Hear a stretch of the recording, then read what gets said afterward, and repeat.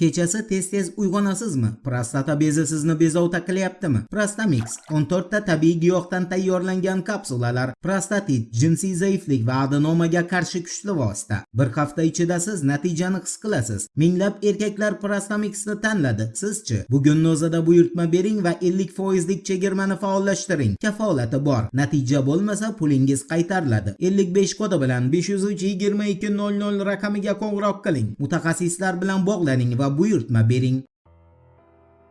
Assalomu alaykum qadrdon muxlis. Siz bilan siz bilgan va kutgan kanal turfa olam. Tasnim agentligining axborotiga ko'ra, Eron rasmiylari agar Qo'shma Shtatlarning buyrug'i bilan Birlashgan Arab Amirliklari Fors ko'rfazida Eron nazorati ostidagi orollarni egallashga urinsa, Tehron Birlashgan Arab Amirliklari va Bahraynning qirg'oq hududlarini egallab olishga tayyorligini ma'lum qilgan. Bu ogohlantirish Tasnimning qayd qilishicha, Netanyahu va Trampning suhbatidan keyin Tramp Eron masalasini muhokama qilish uchun o'zining milliy xavfsizlik bo'yicha jamoasi bilan o'tkazgandan so'ng yangragan. Eslatib o'tamiz, 17-may kuni Qo'shma Shtatlar prezidenti Donald Tramp o'ziga qarashli ijtimoiy tarmoqda Tehronga yana tahdid yo'llagan. Uni yozishicha, vaqt o'tib bormoqda, Eron tez harakat qilish kerak. Aks holda Erondan hech narsa qolmasligi mumkin. Bundan tashqari Tramp sun'iy intellekt yordamida yaratilgan videoni ham o'z sahifasiga joylagan. Bunda go'yoki Donald Tramp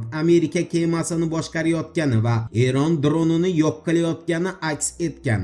Eshitmaganlar uchun eslatma. Washington Post gazetasi 17-may kuni Amerika Qo'shma Shtatlari Mudofaa vazirligiga tegishli bo'lgan 228 ta obyekt Eron tomonidan jang harakatlarining faol bosqichida hujumga uchraganini ma'lum qilgan. Bu ro'yxatga kazarmalardan tortib yoqilg'i omborlarigacha bo'lgan turli inshootlar kiradi. Zarar miqdori esa turlicha bo'lib, yengil shikastlanishdan tortib jiddiy talofatlargacha yetib borgan.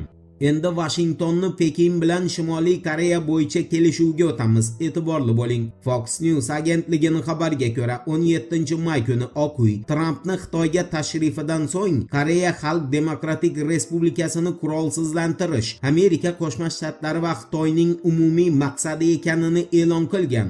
Oq uyning matbuot kotibi Caroline Levittning bildirishicha, bundan tashqari tomonlar Pekin va Washington Eron yadroviy qurolga ega bo'lishi mumkin emasligi borasida bir fikrda ekanini ta'kidlagan. Ma'lum bo'lishicha, tomonlar Eronni Hormuz bo'g'ozini ochishga chaqirmoqda va Xitoy 2028-yilgacha har yili Amerika Qo'shma Shtatlaridan 17 milliard dollarlik qishloq xo'jaligi mahsulotlarini sotib olishga rozilik bildirgan. Shuningdek, Pekin Amerika Qo'shma Shtatlarining noyob metallar tanqisligi bo'yicha xavotirlarni ko'rib chiqishini ma'lum qilgan.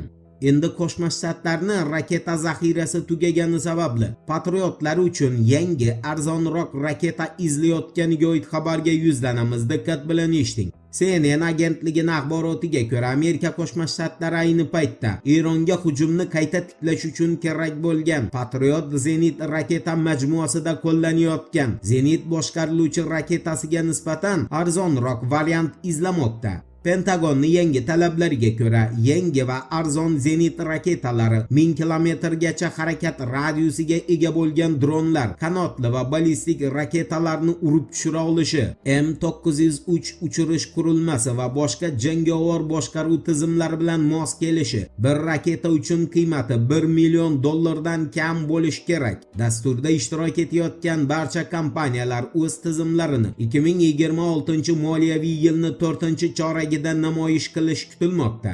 Eslatib o'tamiz, Qo'shma Shtatlarning Eronga hujumi va Hormuz bo'g'ozini blokada qilinishi juda ko'plab davlatlar iqtisodiyotiga jiddiy zarba bo'ldi. Wall Street Journal agentligining xabariga ko'ra, Erondagi urush va energetika inqirozi sababli davlatlar ommaviy ravishda ko'mirdan qayta foydalanishga o'tmoqda. Hormuz bo'g'ozi orqali suyultirilgan gaz yetkazib berishdagi uzilishlardan so'ng Tayvan, Janubiy Koreya, Hindiston va yana bir qator davlatlar qaytadan ko'mir elektr stansiyalarini ishga tushirmoqda. Italiyada esa ko'mir energetika quvvatlari tayyor holat rejimiga o'tkazilgan. Nashrning ma'lumotiga ko'ra, jahon bozorida ko'mir narxi allaqachon 12% ga oshgan. 2026-yilda unga bo'lgan talab esa kamayish o'rniga aksincha o'sib bormoqda. Bunga asosiy sabab Hormuz bo'g'ozi blokadasi hamda Eronga qarshi harbiy operatsiya sanaladi.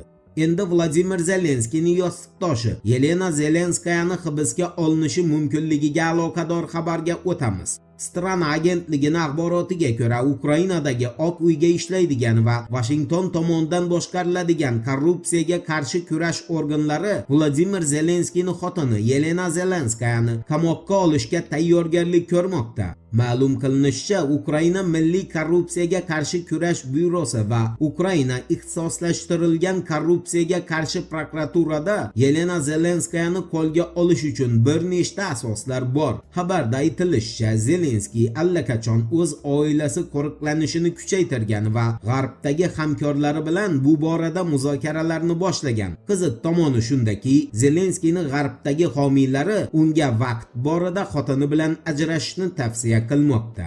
Voqealar rivojini birgalikda kuzatamiz. Turfa-olam bilan qoling. Siz kutgan kerakli ma'lumotlar hali oldinda.